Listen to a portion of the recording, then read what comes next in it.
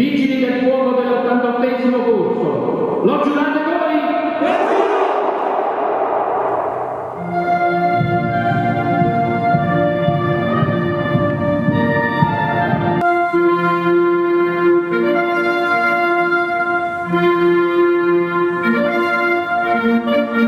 Una formazione più, diciamo,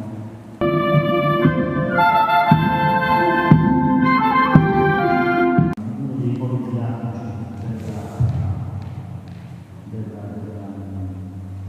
della nazionale,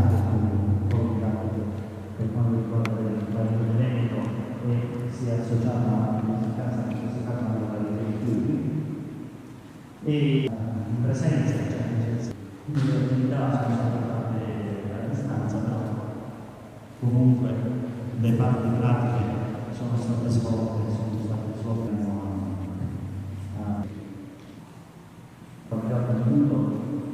Continueremo a dare il massimo e ringraziare anche tutti il rapporto di fiducia. Il corpo nazionale sono proprio le donne e gli uomini che ne fanno parte. Questa è da sempre la mia convinzione e l'incredibile sforzo di tutti.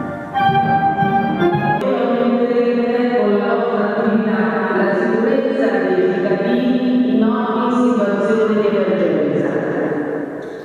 Questo prestigio si fonda sulla unanime considerazione che i vigili del fuoco hanno e sulla fiducia che i cittadini hanno nel vostro corpo, nelle appartenenti al vostro corpo, per le doti di coraggio, di professionalità.